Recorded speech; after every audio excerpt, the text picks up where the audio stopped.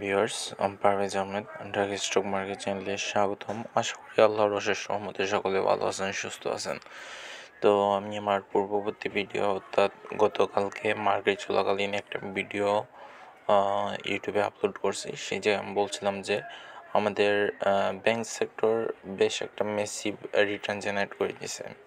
ঠিক আছে, ব্যাংক সেক্টরের মধ্যে ব্র্যাক ব্যাংক, সিটি ব্যাংকও মোটামুটি দিচ্ছে, তারপরে আপনার প্রাইম ব্যাংক, মোটামুটি সবাই ভালো করছে। ঠিক আছে, তো এরা কিন্তু একটা পর্যায়ে চলে গেছে যে জায়গায় মানে আর কি কিছু প্রফিট টেকিং হবে। সো সেই হিসাবে আমি এটাকে নেই যে এই জায়গা থেকে মার্কেট ব্যাংকিংয়ের মার্কেটগুলো পড়তে থাকবে বা এই জায়গায় কিছু কারেকশন হবে, যে কোনো কারেকশনই হতে পারে, প্রাইস কারেকশন হতে পারে, টাইম কারেকশন হতে পারে। তবে সম্ভাবনা আছে যে প্রাইস কিছুটা কারেকশন করবে এবং টাইমও কারেকশন করবে। ঠিক আছে, so anything could be possible. এবং সেই সাথে আমি আপনাদেরকে একটা হিন্ট দিয়েছিলাম, সেটা হচ্ছে যে maybe insurance sector will be next move. ঠিক আছে, যদি আপনারা আমার ইউটিউব চ্যানেলে যান তাহলে অবশ্যই দেখতে পারবেন যে এই ভিডিওটার পূর্ববর্তী ভিডিওটা ছিল যে এরকমই একটা ভিডিও ছিল। সো ওই জায়গায় আমি বলছি যে মেবি নেক্সট মুভ হবে আপনার ইন্স্যুরেন্স সেক্টর। কেননা আমি বলছিলাম যে ইন্স্যুরেন্স সেক্টর তার যে লোয়েস্ট পজিশন আছে, তার লোয়েস্ট পজিশন থেকে অনলি সে 13-14% মতো আপ হয়েছে। সো এই জায়গায় কিন্তু অনেক বড় একটা গ্যাপ আছে, এই জায়গায় অন্যান্য সেক্টর তো এই জায়গায় দেখতে পারতেছেন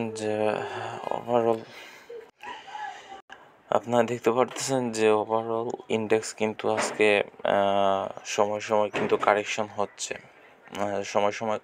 হচ্ছে। সো এই জায়গার মধ্যে আমরা সুযোগ খোঁজার চেষ্টা করব যে এই সময় এসে কারা ভালো করতে পারে। সো এই সময় এসে আমার কাছে মনে হয় যে বেস্ট একটা রোল প্লে করতে পারে, সেটা হচ্ছে ইন্স্যুরেন্স সেক্টরের এই মুহূর্তে এত প্রাইস বৃদ্ধি পায় নাই, যে এরকম বিসি কিংবা আপনার গ্রামীণ ফোন কিংবা ব্র্যাক ব্যাংক, প্রাইম ব্যাংক, এগুলো যেরকম ফান্ডামেন্টাল যেই কোম্পানিগুলো আছে সেগুলো যেভাবে বৃদ্ধি পাইছে সেইভাবে কিন্তু এখনও বৃদ্ধি পায় নাই।